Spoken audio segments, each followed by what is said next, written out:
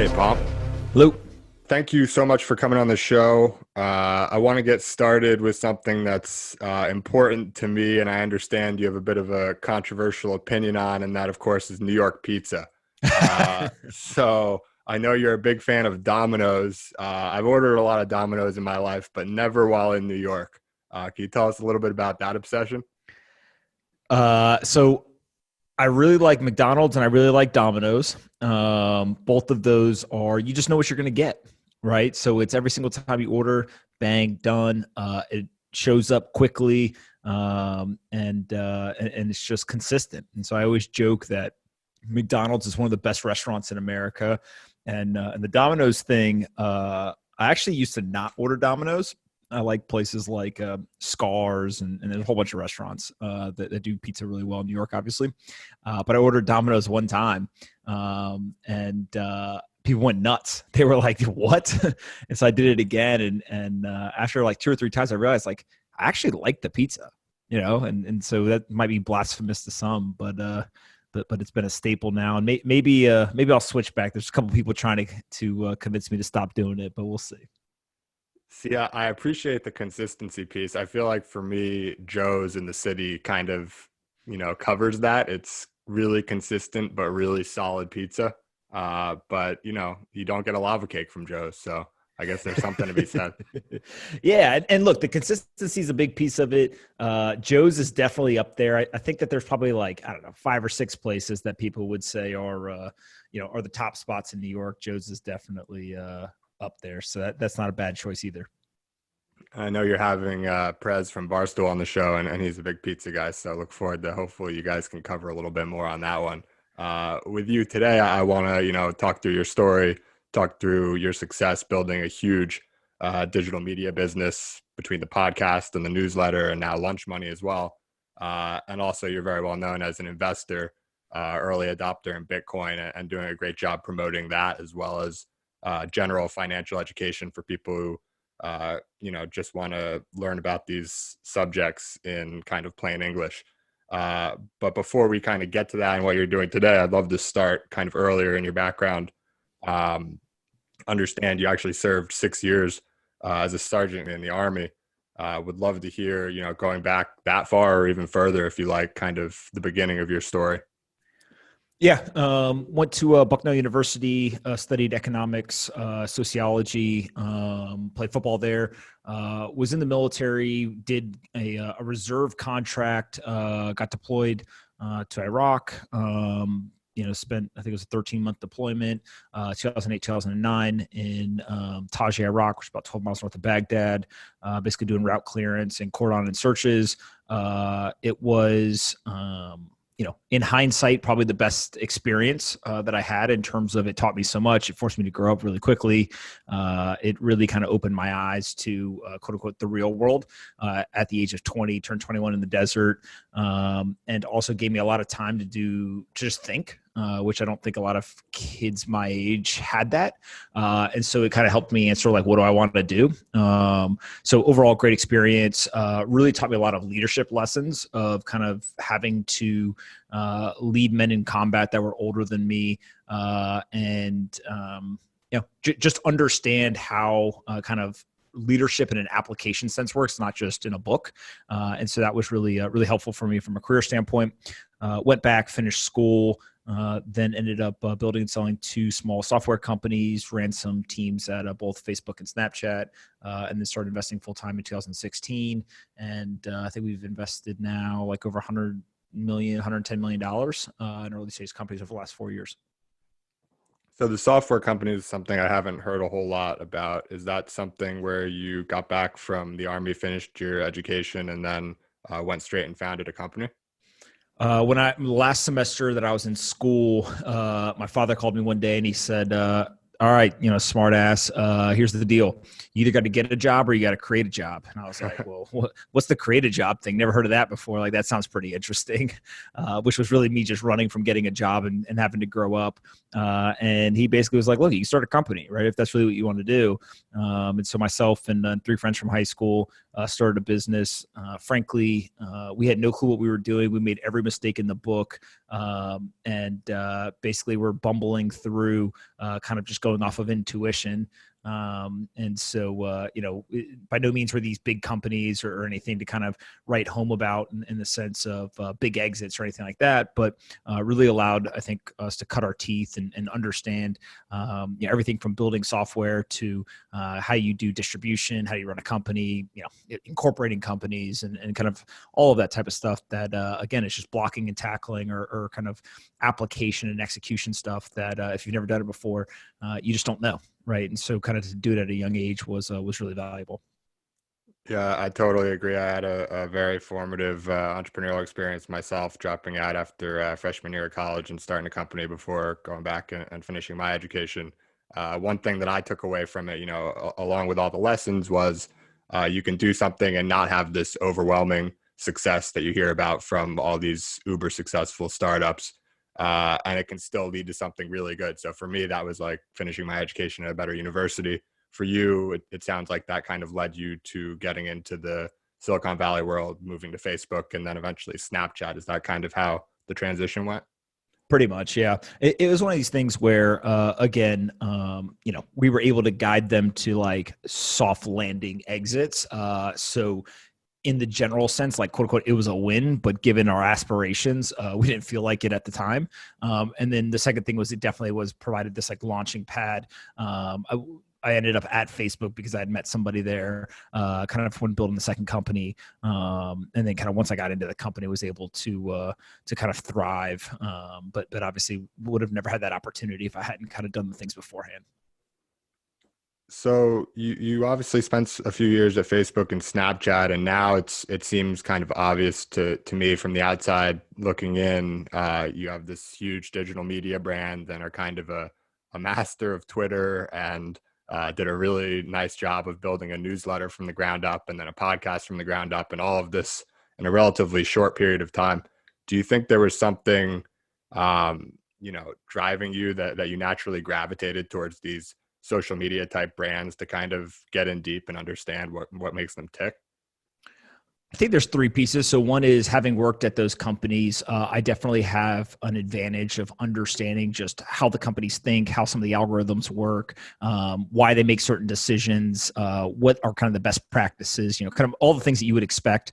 I literally ran the Facebook pages growth team at one point, right, as product manager. And so understanding kind of that platform, there's a lot of similarities between Twitter and other platforms. So that's an advantage. Two is I just naturally, if you put metrics in front of me, I want to move them. And so this whole idea of almost it being a game, oh, there's a follower count. Cool. Who can get the most followers, right? Oh, there's, retweets and favorites. Who can get the most? There's an email subscriber. Who can get the most email subscribers, right? A podcast has download metrics, like who can get the most downloads. And so I think that's just kind of the competitive nature for me. And I really do look at it as a game. And so when you kind of take that competitiveness towards a metrics driven type activity like this digital content stuff, naturally I just get excited. And when you're passionate and excited about something, I think you tend to, become good at it. Right. So I think that's kind of an advantage. And then the third thing is I think I've always been less technical and more marketing, branding, psychologically like inclined, right? And what I mean by that is whenever there was teams, I definitely had opinions in terms of like how to build products, user experiences, features, all that kind of stuff. But really where I think I kind of excelled was how do we actually get distribution for this product, right? And there's the saying that I'm very fond of, which is first time entrepreneurs worry about the product, second time entrepreneurs worry about distribution. I think it's a pretty common like YC saying. And to me, like I just always was fascinated with the idea of distribution. And so being able to build out these digital content channels is essentially that, right? It's building pipes where you own the distribution directly with kind of a fan base or an audience. And so when I started doing it, I didn't really know what the ultimate goal was. I just knew that it would be valuable in the future. And so I spent a lot of time doing that and kind of found myself here today. Right. And so I want to get to Bitcoin, obviously, and some of your investment perspective, but I want to go with what you're talking about now and fast forward a little bit post your experience with Facebook and Snapchat. You launched, I believe the order was kind of started building a Twitter. and then launched a newsletter called the Pomp letter, helping people learn about, basically get a basic financial education in kind of simple English, like I mentioned earlier. And then soon after that, launched a podcast, and now you're doing a YouTube channel called Lunch Money, a YouTube program with your wife, which I've watched, and it's very entertaining. Reminds me of like an ESPN show almost. And so I would love to hear, um, coming from Facebook and Snap, you mentioned that you kind of started to view these metrics as a game, and it's just natural for you to kind of want to improve, whether it's favorites, followers, whatever it might be. Does that translate over to where you are now, which is like, I've heard you answer the question on a couple other podcasts of, what is your core advantage, and how have you been so successful? And you've said the answer that people don't really like to hear is that you pretty much just outwork people. Like that's, first and foremost, that's what has led you to success. Do you think it's the fact that this is a game and this is kind of fun for you that enables you to get up every day and go to work? Yeah, I mean, look, it's everyone wants like the magic bullet, right? And what I mean by that is like people are constantly asking me like, "Hey, how do I do that?" And what I tell them is like, you absolutely need to have some kind of strategic plan. That plan's like pretty self-explanatory, and I've literally told thousands of people it and got on podcasts and kind of laid it out. The part that people don't want to hear is like, and then you just have to do it every single day for 5 years, and then you'll win. And people are just like, "Well, that's going to take too long." And they just don't want to put the effort in, right? And so even today, like I always think back to this story. There's a guy, Ryan Leslie, who's a very famous music producer. He came on the podcast. He told me the story where basically it was him, Jay-Z, and an audio producer or an audio engineer. They were in Sydney, Australia. This is in the 2000s. And Jay-Z was obviously Jay-Z, very famous. And earlier that day, Jay-Z had gone, I think it was like the Sydney Opera House. He had done Oprah Winfrey's show. Then he'd gone out for the day with Beyonce and kind of did all the tourist stuff. He'd come back. He did some phone calls and stuff, eating dinner, whatever. And it was 2:00 in the morning. And Jay-Z was sitting in the living room, and they were recording a song. And all of a sudden, he just jumps up and like throws his headphones off, and he basically starts screaming like, "Who the hell is going to catch me? I'm already Jay-Z, and look at what I'm doing right now."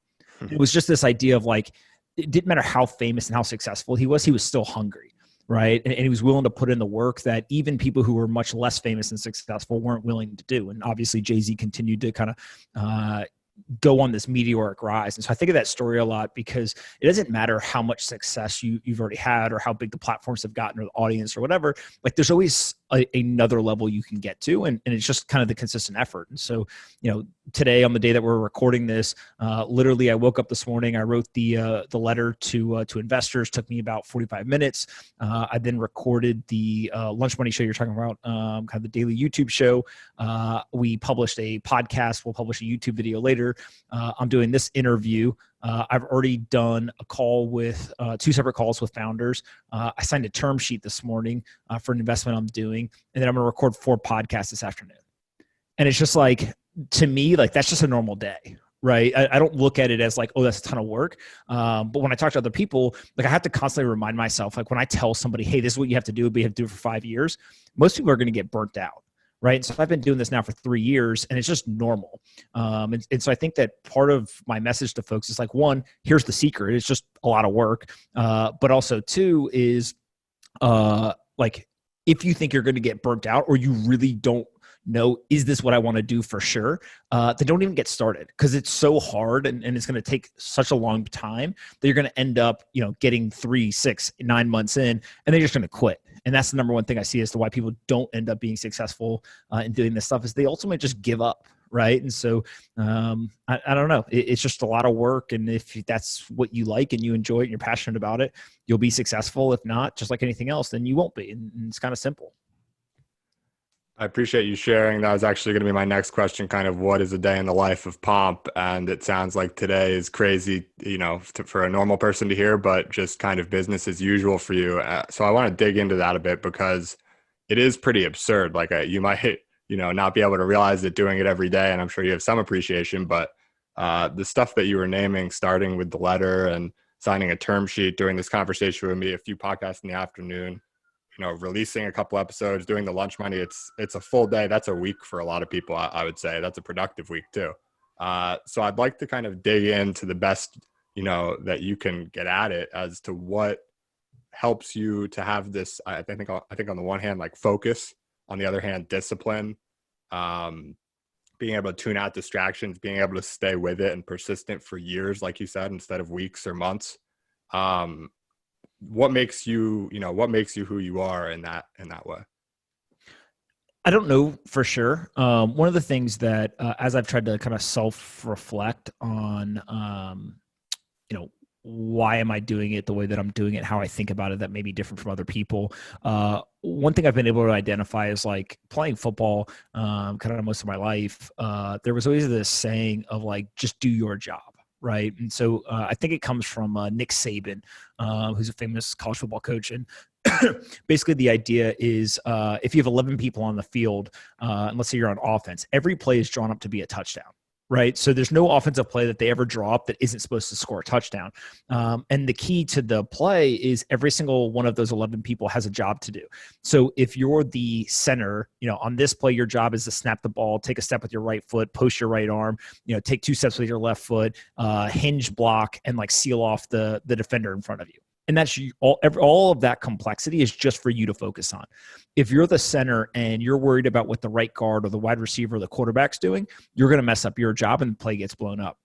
And so if every single person on the field of those 11 guys does their job and just focuses on their job, every play will be a touchdown. Now, inherently, every play is not a touchdown, and so somebody messes up their job. But the idea is like, don't worry about kind of the end result. Just worry about the process, or worry about like what your job is on this one specific play. So now if you pull that back to business, the way that I think about it is like, I spent a lot of time kind of backing into like, what's my job today? And I just break it down on a day-by-day basis. And so I know every single day that I've got to write the letter, I've got to record lunch money, maybe I've got to record a podcast episode, and I've got to, do 4 phone calls with founders. And I don't worry about like what I did yesterday or what I'm supposed to do tomorrow or what's going to happen in a week or a month or how long I've been doing this or, am I heading in the right direction or any of that stuff. I just focus on like today and on the micro level. My job today is to do this. And I just knock that out. And I just do that day in, day out, day in and day out. And I actually think that part of the challenge with having that mentality is a lot of people get distracted, right? They do something for a week, 2, 3, 4 weeks, and they're like, oh my God, it's not working. And so they stop. But what ends up happening, especially with content on the internet, is you can't predict what's going to be successful and what's not going to be successful. And so recently, a great example is I took basically the playbook, if you will, of what I did. And one of my younger brothers was like, look, I want to do this, but in sports. So if you kind of think of what Darren Rovell did 25 years ago, like, can he just recreate that today on digital platforms, right? And kind of cover the money and business behind sports. And so we sat down and we basically structured out, hey, if you're going to do this, here's the plan. And you just got to do it every day for 5 years. And so he got lucky in that in the first kind of 10, 11 weeks, he's gone viral multiple times on the internet. He's built an email list. He's got a bunch of followers now. Like, you can see that it's starting to work. But there was weeks, right, where he was actually doing it and nothing was growing. And he was looking at me like, hey man, should I change something? And it was, luckily he has me who's got the experience and discipline of just knowing like, no, just keep doing it. And then you randomly one day, like something will go viral or you'll get a big influx of followers or subscribers or whatever. But if you don't have somebody there telling you every day, like, just keep going, it can be lonely, it can be difficult, and you can lose discipline, all that kind of stuff. And so I think that, now that we've been able to replicate this kind of multiple times, the secret really is just having a very simple strategy that you just continuously execute and stay disciplined on. And then what you allow is almost like this compounding effect, right? People talk about compounding in finance. Well, like, there's compounding on the internet, meaning that every day, let's say you get, 10 basis points of growth on your Twitter account. Well, eventually, like, that stacks up, right? And you're going to end up having a really, really big following. But most people don't get excited about that. One, they don't think about the compounding. And then two is they want to see, how do I go from 1,000 followers to 5,000 followers? They're not excited about going from, 1,000 to 1,010 followers. And so I think that you've really got to break down and kind of understand that discipline and that compounding. Just let it play its course. And over a long period of time, you'll win. That's awesome. There's a lot of wisdom in there that I want to break down and correct me if I'm wrong on any of this stuff, but it sounds like one of the overarching themes is to take things one day at a time. And that's certainly something that I try to do. The difficult part is that, you can't kind of expect things to happen one day at a time and be a huge, you might go viral one day, but you're not going to go from no followers to, several 100,000 followers overnight. It takes that compounding, like you said. And so for a lot of people, I think it's difficult, but it sounds like that's one thing that you've been able to stick to pretty hard, is taking things, what do I need to do today? Beyond that, I think it's interesting, even your pizza preference almost reveals a little bit about the way that you see things. I think is this consistency where you kind of know what you're going to get, and what you're doing with the newsletter or the podcast or even on Twitter. I've found that your, online presence is a very consistent thing that was reflected in kind of how you described it, and that, you just have to do the same thing over and over again. And eventually, it'll hit here and there and it'll compound over time. And I thought it was funny as well how you mentioned, it's a simple playbook. And then you said, like, kind of in passing, like, you just have to do it every day for 5 years. And I think that's got to be a part of what makes you different, is that is daunting for a lot of people. But for you, it just sounds like, as long as you're doing things that you like to do, that's the dream rather than something that's daunting. And so on that point, you've kind of over time developed onto these different channels and doing, there are different activities, right? So like the newsletter is writing, or, it might involve some analysis. The podcast is talking with interesting people, having interesting conversations. And then Lunch Money is kind of talking about what's going on in the news and relating it back to relevant subjects. How did you come upon these things as areas of interest that you knew you could stick with for 5 years? I think there's one piece on this, like, consistency that's really important, and then I'll answer this question directly. But one of the things I think a lot about, so there used to be this competition when we played football in college, right? Which was during the off season, there was basically 1 week, and that 1 week was like, think of it kind of like the Olympics almost. And they had a bunch of challenges. Everyone did the challenges. There was a point system, and like whoever would win,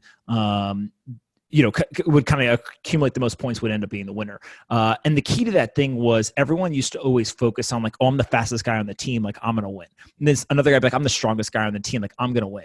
And I would consistently place really well, right? I don't think I ever won, but I was always in, like, the top 5, if you will. And what people didn't realize was that it wasn't about being the fastest or the strongest. It was being pretty good at everything. Right? It was being kind of like well-rounded or more of a generalist than just being the fastest or the strongest. Because what ends up happening is if you're the fastest, you're definitely not anywhere near the strongest, right? For most people. And if you're the strongest, you're most likely not the fastest either. And so there's kind of these big disparities. For me, like, I was always above average fast, above average strong, whatever. And so you end up accumulating the points, you end up placing really well in this competition. One of those challenges that they would have was literally to jump up on the pull-up bar, hold on to the bar, and just hang there. Last person standing wins, right? Whoever's still hanging at the end wins. And so what you end up realizing is, like, it's just a mindset thing. It actually has nothing to do with strength, right? It's just in your mind. And if you can convince all the other people that you're going to hang forever, they eventually just give up and they'll literally just drop. And so I think of content in a very similar way of, like, I see people all the time, they come out and they're, really hot and heavy right out of the gate, and they're so excited about creating something. And I just say to myself, like, when they're gone, I'll still be here. Right. And like that mentality of, like, it's not who goes the fastest, it's whoever stays around the longest, they end up winning. And so it's this idea of, like, just don't die. I think is really, really important for people. And when you have that mentality, you then don't get caught so much in, like, oh, did I get enough followers today? It's all about the longevity. It's not about kind of like the acceleration, if you will, in many cases. So with that said, in terms of the content platforms and kind of choosing them, I went one by one, which I think is really important as well. So a lot of people will come out of the gate and they'll say, hey, I want to create, kind of a digital content on the internet. And they'll say, okay, I need to be on Instagram, Twitter, TikTok, Facebook, email, podcast, and like do live streaming on Twitch. And it's just like, wait, what? Like, how are you going to do all of that? Right? Instead, what I did was I just did Twitter for almost a year and a half. I didn't have any other platforms. I just used Twitter. Then I went and I did the email. And then I just had the podcast. And then for a year and a half, I just did Twitter, email, and podcast. And that was it. And then in January of this year, I added YouTube, right? And so now I've got 4 platforms. but I've only added one like every 9 months or so on average. And so when you think of it that way, what it allows you to do is, one, build the muscle memory of, okay, how does this platform work? How can I structure my day so I can create enough content on the platform so that I don't burn out, but I also am producing enough to actually grow the platform? Then also on top of that, I can leverage the platforms I've previously built to help me grow the new one. So the YouTube channel that I've got went from, under 5,000 subscribers to over 100,000 subscribers in like 7 or 8 months. But I only was able to do that because I'd already built the email, Twitter, and the podcast, right? And so what you start to realize is, like, by going platform by platform and kind of focusing on one at a time, each time that you focus on a new one, it will be easier to grow it because you can leverage the existing platforms where you have a big audience.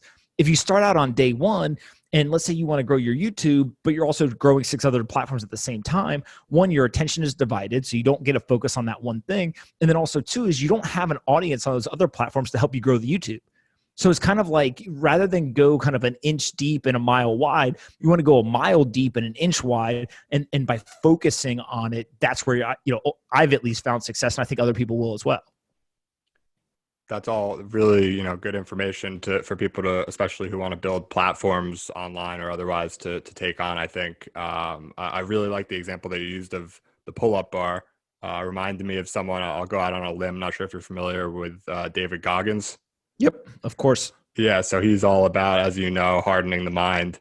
And you mentioned how it's mind over body. It was actually his book on tape, and just hearing him speak a few times that kind of convinced me I needed to intentionally put in effort to get mentally tougher. And so the way I personally did that was running really far. That's kind of what he does, or the most common thing that he does. And so I started running and running and running.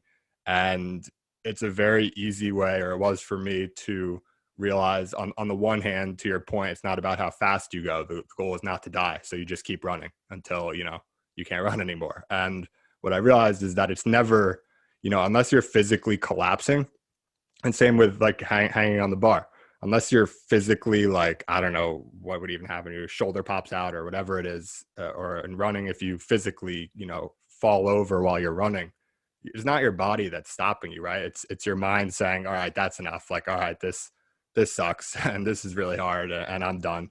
And so continuing to push further and further. And it also, for me, it helped build kind of a growth mindset as well.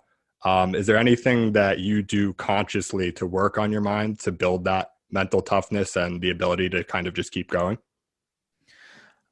I think the biggest thing is just doing uncomfortable things, right? And whether it's the, Tim Kennedy's, Joe Rogan's of the world, the David Goggins, there's all kinds of these people out there who kind of push this stuff. Jocko's another one. I tend to think that they all have the same message, which is just, if you live a comfortable life, you will naturally have a decay in your mental toughness and kind of your sharpness, right? There's this saying when I grew up that iron sharpens iron. And it was always kind of this phrase that was thrown around as a way to get people to do things they didn't want to do. Right. And I think of that often in terms of, dude, I want to wake up this morning and write and record stuff and spend all day doing this stuff. There's days where I don't want to do it. Right. But if that ever happens, all I say to myself is just get to lunch, right? And then when I get to lunch, I just get to dinner. And I think that while those days are few and far between, having the mental toughness to know the difference between, I don't want to do this anymore, like from a lifestyle standpoint, and from I want to go focus on doing other things because I'm not happy, versus just, man, you know what? I slept 30 minutes less last night and I'm a little tired, but I can push through this. Like that mental toughness, when it comes to work, to me is like table stakes. Now, I've had the pleasure of playing football, of, going to war and kind of doing all these different things. And so it's unfair of me to kind of lecture other people on like, hey, you should be mentally tough. Like I just had life experiences that put me in a very different situation. What I think people who haven't had those experiences can do is just do the uncomfortable things, right? If you don't want to go on that long run, go do it, right? If you don't want to sit down and do something, do it. And what you start to realize is like what once you feared actually becomes like muscle memory. Right. And so that thing that you didn't like to do, now it's just a thing you do every day. But ultimately, like you've got to make the mental decision to go do it. And I think, frankly, that's the hardest part for people is, we live in a world where like you can be soft. You can just go sit on the couch, turn on Netflix, and like, who cares what you're supposed to do? And when that's the thing that wins out, then of course you're not going to be productive. You're not going to kind of accomplish the goals that you have. And I think the people who are able to have the self-discipline to avoid that stuff, they're the ones who win because they just put the work in. Yeah, look, it's inspiring to hear this stuff from you. On your reading your newsletter and listening to your podcast. A lot of times on the newsletter, it's obviously about whatever you're writing about, and on the podcast, you focus on the guest, which is what I try to do as well. But you don't get to hear what Pomp thinks on all these things and what makes Pomp great. And I think that these are really excellent frameworks. You mentioned, not only are they things that you think are working, but they're things that you were able to pass on to your brother and then see them, repeatable, that they work again. And so I think it's really interesting, and a lot of people listening might want to rewind and take some notes on some of these things and try to apply them to their own lives. I don't have the answers, but I got a lot of opinions in terms of the things that have worked for me. That's great. So let's go to another set of opinions. Let's talk about Bitcoin. You talk about this a lot, obviously. I just watched last night. You had a conversation on CNBC with Kevin OLeary. People know as the mean guy from Shark Tank. Really smart investor, but not such a smart sounding counter, in my opinion, to your argument on why you're bullish on Bitcoin. Let's take it from the top before I even get into that argument. You specialize in breaking down complex topics into easy to understand language, and I'm taking that right from your newsletter in terms of what your specialty is. So I've had a couple people on the show and had them kind of share their perspective on Bitcoin. If you're going to explain it to my grandmother, how do you tell her what Bitcoin is and why it's important? Yeah, I basically describe it as there's two things. There's the money you grew up on and the money that the kids of today are going to grow up on. The money that you grew up on has a very specific structure. It is controlled by a group of people who happen to also be backed by a government. And the structure of it is for them to print more and more of it to incentivize you financially to spend the money that you have in your bank account. And that's, fiat currency. The money that kids are growing up on is not controlled by anyone. They use special technology to basically have it uncontrolled. It's not backed by a government, and you can't create any more. And there's a whole bunch of debate as to what's, good about that, bad about that, whatever. But at the end of the day, that's really all it comes down to is one's digital, one's not. One of them is controlled by government, one's not. And then one has an inflationary structure and one has a deflationary structure. And basically the idea here is there is a debate as to will fiat currency reign supreme in the coming decades, or will kind of a decentralized asset like Bitcoin reign supreme. That's how a market gets made. And so literally there are people betting billions of dollars on the outcome of this kind of debate. I'm on one side of it, and we'll see what happens. Great. And I'm, just to be clear, I'm actually going to have my grandma listen to that. So I hope that it gets her to, take the plunge and put 1% in Bitcoin. I'll certainly be right there to help her do it. You talk about the importance of putting 1% in Bitcoin as kind of a starter point, and I've taken that as kind of a guide for helping a number of people close to me get involved with Bitcoin by putting 1% in, because at the end of the day, 1% of someone's money isn't going to make or break their portfolio. It's, you lose 1% of your money, no matter how rich or poor you are. It's not significant in the scheme of all of your money. But at the same time, once you have that 1% in, I think you describe how, it incentivizes you to learn more. And then as you learn more, you can kind of invest more along with your understanding. Is that something where you focus on, people in your life, like who you know personally outside of crypto? Is that the strategy that you kind of take to them?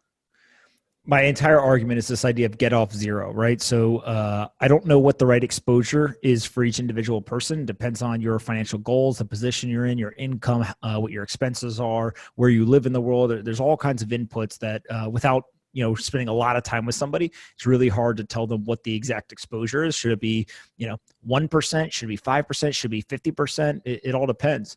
But what I do know is 0% is the wrong answer, right? In terms of you can't have no exposure. And so that's really the message. Just get off zero, right? Figure out what the right percentage is for you, but you got to have some exposure to this asset. And it goes back to kind of three core ideas. One is it's a non-correlated asset, so it's very low correlation to traditional assets. So when you add it to a portfolio, it can reduce the overall risk of the portfolio.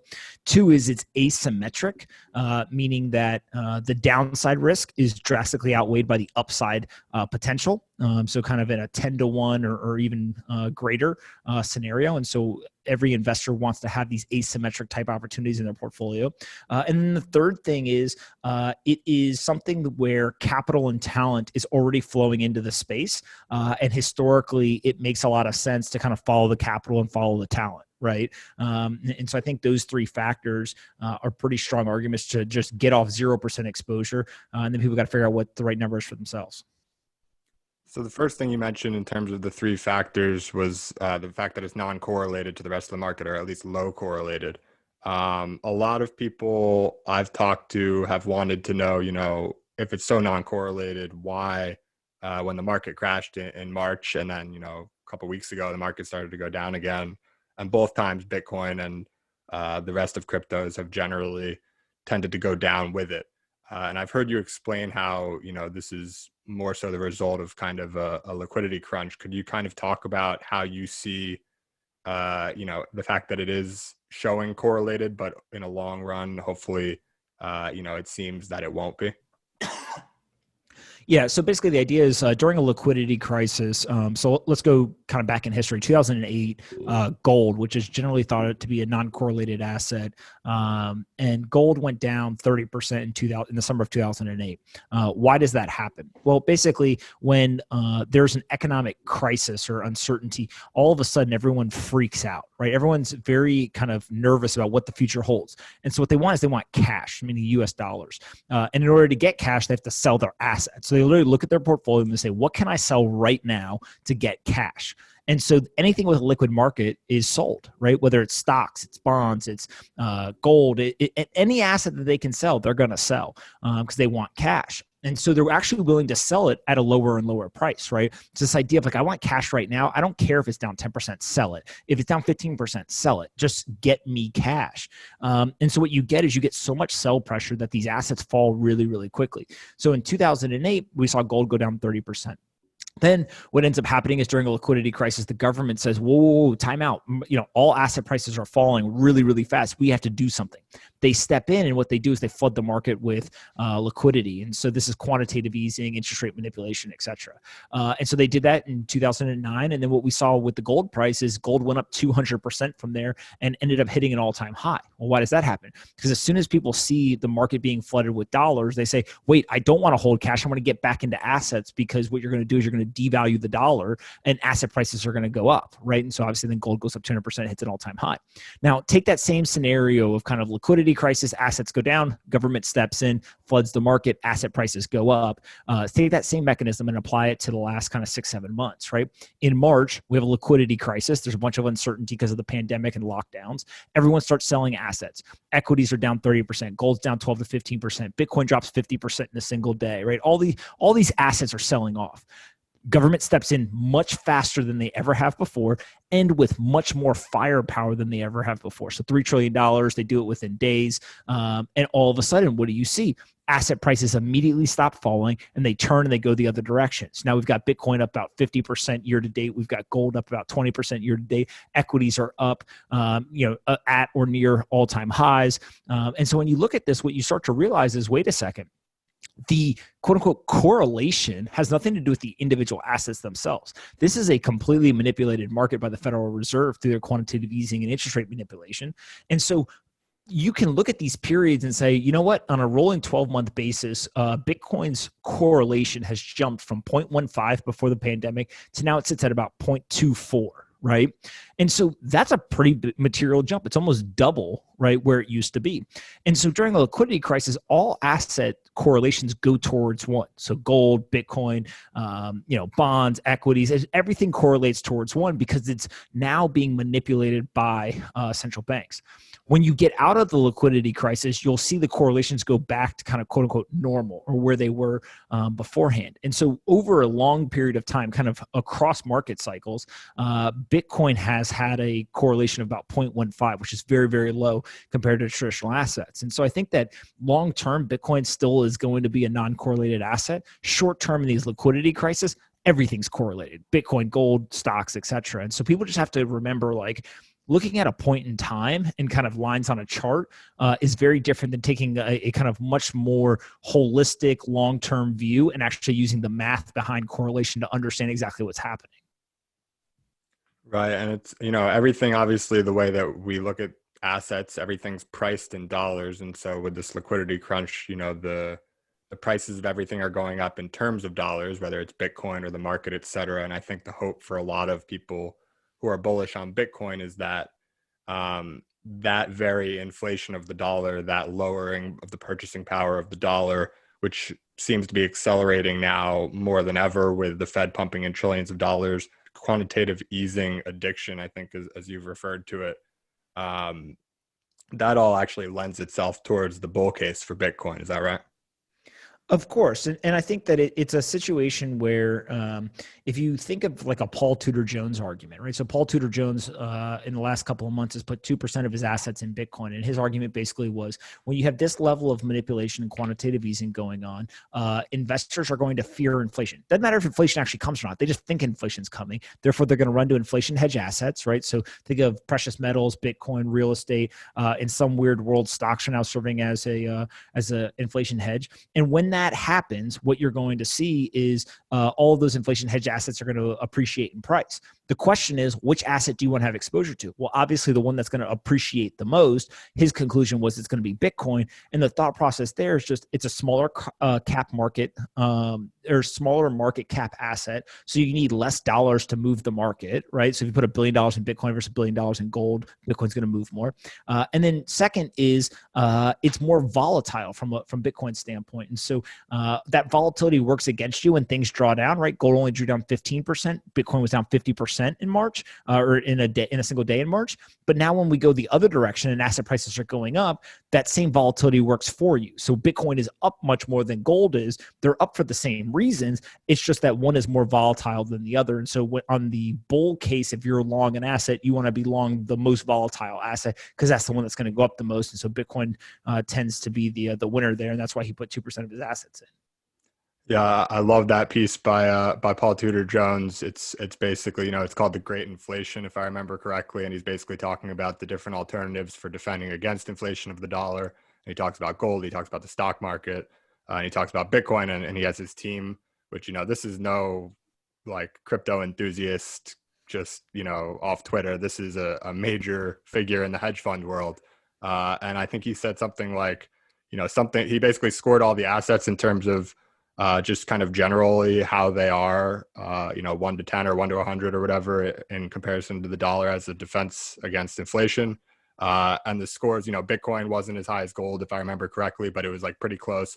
And then he looked at the market caps, like you said, and he was like, I think he said like something's wrong here. And my bet is that it's the price of Bitcoin. And I thought that was pretty interesting to see from such a large institutional investor and, maybe a sign of things to come. I think that's the exact way to look at it. Is he's probably more right than wrong on that one. And so it's interesting, I hear, very successful investors like him coming from that perspective, and he's clearly done his homework and he's got a whole team doing their homework and bringing things to him, I'm sure. And then, I mentioned at the top of this subject, your conversation with Kevin OLeary, where, I think I've loved watching him on Shark Tank. I think he has an awesome perspective on a lot of investments, but I couldn't help but watch your guys' argument and just be like, I've heard people who are bearish on Bitcoin and don't believe in Bitcoin. I've heard good arguments, not good enough to convince me not to put a lot of my own investment portfolio in Bitcoin, but, good logical threats that I can understand and appreciate. And I feel like they understand my perspective as well on why I'm bullish on Bitcoin. Whereas with you guys, from my perspective, you're giving these great points on behalf of Bitcoin, and he's coming back with like Bitcoin's garbage, like the whole thing's a scam, and he just clearly hasn't kind of done his homework on it. And it's crazy to me that something with such a large potential, like, great investors talk. Like, I don't know if Tudor Jones knows Kevin OLeary, I guess not, but you'd think that people would at least put in enough time to come to a more, thorough reason for being against Bitcoin, rather than just it's a scam, or, I don't really know what it is, it's garbage argument. Is this something you're surprised to kind of still see, where people just don't really get it yet? I think that it's a direct correlation to how much time they spent on something, right? Meaning that if you look at, let's say that he has spent 1/20th of the amount of time he spent on other assets. Of course, he's not going to understand it very well, right? But the more time that he spends, the more information he learns, probably the more bullish he becomes. And so what you find is like the people who are the most bullish are the people who spent the most time learning about it, right? But that also means that you got to be open-minded and things like that. And so what I ultimately think is happening for a lot of these folks is, one, they saw it go from $1,000 to $20,000 in 2017 and then fall 85%. That immediately turns a lot of people off. Well, as now they've seen, hey, this didn't die, it actually is coming back, they start to say, wait a second, maybe I should spend some time here. The second thing is, where are they getting their information from? It's really hard to like go online. Imagine somebody saying to you, hey, go learn about Bitcoin on Twitter. And they say, okay, who should I follow? And they're like, go follow Crypto Whale, right? Or go follow this other like anonymous account. Those accounts actually have great information. It's just really hard for legacy finance folks to kind of wrap their head around. They're basically following somebody that they don't know. And so I think that's kind of a new environment for them. And then, so what that leads to is like the way to convert them and kind of open their minds is to basically get them to sit down, speak in their language, and explain to them, here is why this is important. And if you start out with, we're going to separate money from the state, all kinds of hell breaks loose because they can't wrap their head around it. If you instead start out with, hey, let me explain to you why a non-correlated asymmetric asset like Bitcoin could be really beneficial for your portfolio. And then once they explain, they ask you, okay, that's interesting. Like, I get why that would work. Now explain to me, why is it non-correlated? Why is it asymmetric? How does it actually work from a technological standpoint? Like, they become curious, but you've got to find the right entry point to explain it to them. You can't start off with kind of the full, blown Bitcoiner kind of talk track, because the second that you do that, they kind of shut off, their eyes glaze over, and they won't pay attention. I think that's a great point, and kind of knowing your audience, I think is part of your specialty. Would you mind telling us how you got into Bitcoin in the first place, how you discovered it, and then how you got involved? Well, the first time I ever heard about Bitcoin was in 2014. I was at Facebook, and there's people talking about it there, and I literally was probably the most idiotic thing I ever did. I didn't even Google it. Like, couldn't have cared less. And so that ended up not being a great decision. But then again, I think it was 2016 or maybe 15. I can't actually remember when it was, but let's call it 15 or 16, probably 16. There's a young kid that I had met when he was in high school. It's very obvious that he was an intelligent guy. His name's JP Barrick. He basically sat me down and was like, look, you got to pay attention to this thing. And he was showing me mining. And so he basically convinced me to go ahead and buy some mining. We did GPU mining. Then I had money invested. I was paying attention. 2017 happens, and I think like the Ether price went from like $10 to $30 to $100 between like, I don't know, February to like May or something. And I was sitting there mining it and just was like, oh my God, what is this thing? And so I started paying more attention to it and kind of just fell deeper and deeper down the rabbit hole and eventually just said, look, I want to go focus on this with the majority of my time. I haven't heard too many people who got involved and went straight to mining. How does that look like as an investment for you? So for me, I basically found somebody who could do like hosted mining. I was very familiar with the data center business and kind of cloud hosting and things like that. And so basically the way that this company worked, they were set up in I think Washington State. They had really cheap power. You basically sent them money. They acquired the machines for you. They set them up in their hosting facility, and then you basically got payouts on a daily basis. And so you paid them kind of like a hosting fee, similar to what you would do in kind of a cloud computing environment. And so that was a mechanism that I was pretty familiar with. It was just different computers, and we were basically getting paid in a different currency is kind of how I thought about it. And so I did a little test there. And then the more and more I realized like, hey, this is how it works. And I got comfortable with it. Then my partner, Jason Williams, and I decided to go and start building facilities that we had direct control over. So rather than do a hosted type environment, basically just build the facility ourselves. We had access to some pretty cheap power, ended up building out a facility in North Carolina, and then kind of just went deeper and deeper from there. That's interesting. And obviously you've expanded kind of your footprint in Bitcoin and started writing about it and having a lot of people in the industry on the podcast and everything like that. But it's an interesting entry point through the mining business. And, I could talk about Bitcoin for days with you probably, but last thing I want to cover today is your rolling fund. You've opened a rolling fund for people to be able to give you some money to invest, given all of your connectivity and ability to assess investments. Could you talk a little bit about that and why you got started? Yeah, I think the key piece being, I think early stage investing is just an access game. So if you can get access to the best deals, then you can drive, attractive returns. If you can't, then early stage ventures are really hard business. And so from a pure access standpoint, I know a lot of the best investors in the world. I talk to them about deals that they're doing, deals that I'm doing, and then I'm able to convince founders to have me on their cap table because I can provide specific things to them that other investors can't. Right. So kind of having good network and all that kind of stuff is table stakes. To me, there's much more. And so I think that when you look at it through that lens, you end up realizing having an early stage fund is really valuable if you have the connectivity and access, which I do. And that was really the idea behind the rolling fund. Was it was a great way to do a solo GP type structure. I think that it's going to be pretty disruptive to venture capital because it's a better experience for LPs. So I decided to go ahead and do one, and the response has been pretty interesting so far. That's great. So if you're an accredited investor, definitely check out Pomp and his rolling fund. You could have the opportunity to invest. I want to close out the show today. I want to give you the last word, but thank you so much, Pomp, for coming on. It was great to get into your brain, which a lot of times, listening to you do the interviews, kind of sit in my seat on your podcast. It's tough to kind of figure out what makes you tick. And I think there's a lot behind the machine here, and it was great to bring some of that out on the show. So I really appreciate the time, and, tell people if you don't mind where they can follow you and learn more about you and things like that. Yeah, no, listen, I appreciate you doing this so much. It was fun. The two places are you can just follow me on Twitter at Pompliano, or you can go and subscribe to the email, pompletter.com. Say we're the two places, and you can kind of find everything from there.